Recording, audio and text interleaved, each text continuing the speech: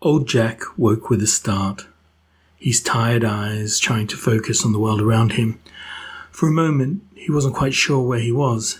He just knew that he had the sensation of rocking and could see the white pinpricks of the stars above him. He slowly pushed himself up, his old bones creaking as they stretched and pulled him into a sitting position. Looking around, he chuckled to himself as the realization hit him. He must have fallen asleep on his boat again. "Martha's gonna kill me," he said to himself with a smile. Jack looked around, noticed that his boat was looking really shabby these days. He made a mental note that during the winter he was going to have to make an effort to clean things up. He really should look after the old girl. She was his livelihood, and in her heyday one of the finest fishing boats on the island. Old Jack was one of the last fishermen left in Steephill Cove. He wanted to make sure that she had as much life in her as he did. She was, after all, his second greatest love, behind Martha. He and his wife Martha had lived in Steephill Cove all their lives, cut off from the rest of the island, but happy in their isolation. Martha would tend to the animals on their little small holding, and Jack would go fishing in all weather and then sell his catch to the fishmongers. Their children had moved away long ago, seeking a more exciting life on the mainland, and had no interest in continuing the family business. So it was just the two of them now, and it was a simple life, but one that made them both very happy. "Well, I suppose I better get going," he mumbled to himself. "Martha will probably have thrown out my supper by now." Straining against gravity, the old man got up on one knee, and holding on to the side of his trusty boat, he hauled himself onto his feet. His body felt so tired these days. Age really had overtaken him, but tonight was especially bad, and he felt like he hadn't moved in years. His old clothes seemed just to hang off him now. He was no longer the strapping young lad of yesteryear. Skin and bone is how he felt, a shadow of his former self. And as he started to climb off the boat, he noted how cold and empty everything seemed to him now. Something was different about tonight. The air was warm and still, but old Jack felt cold to the core. The sounds around him seemed muffled and distorted, like he was listening through an old pipe.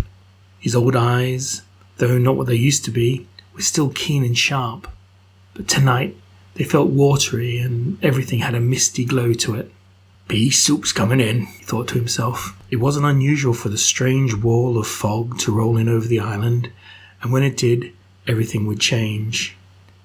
People called it the Swalen, and that the veil between the two worlds was thin when this happened, and their spirits would walk the isle. Old Jack shivered at the thought of it, and felt a twinge of nervousness as he looked at the thickness enveloping him. He chided himself for buying into those old superstitions. "Bah! Don't be so stupid, you old goat. Now get on. You won't be able to see more than a foot in front of your face soon." Old Jack trudged on, as he had quite a few steps to walk before he would get to their little cottage. As he walked, he heard a clicking sound. A rock must have become lodged in the tread of his shoe and was hitting the pavement. He didn't think anything of it. In fact, it was somewhat comforting. They didn't call it Steep Hill for nothing, and he wondered to himself how he ever made it to the top. Tonight the steps seemed to go on forever. Each footstep felt like he was walking through mud, and each time his foot hit the stone he would hear that click, click. Eventually, halfway up he had to stop and rest. He crumpled down on one of the steps, noting how it felt like the stone was so rough that it was scraping his very bones. The air was still and thick, still warm, but the undercurrent of chill was there. He took a deep breath, breathing in the heaviness, and off in the distance he heard some voices. He called out into the mist, "Hello?" but heard no reply.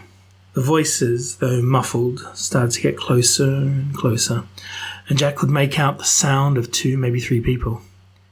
They were laughing and talking, but something was not right about them. They were getting closer, but still sounded so very far away. Suddenly, without warning, they were upon him, whooshing past him like phantoms in the night.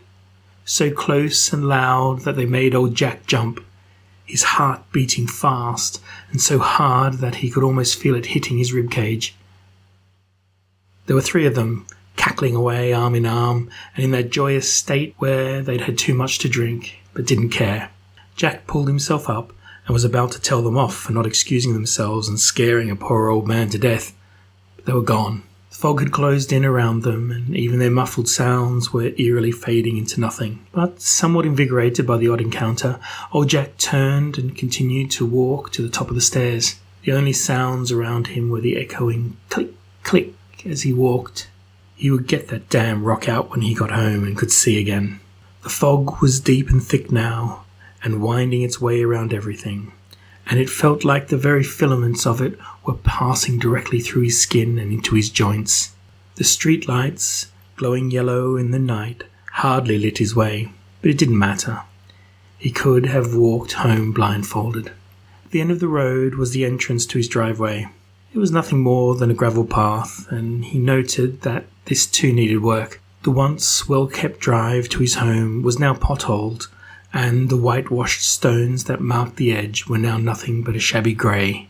Time waits for no man, he thought to himself. He got to the front door and went to open it. It was locked. He looked through the window and saw that not a single light was on.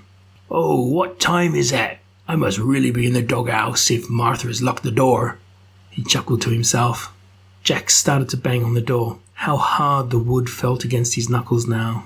Old age and arthritis had done their job, and everything was just so much harder than it used to be. Not getting anywhere with the knocking, except for sore knuckles, he called out to his wife, "Martha!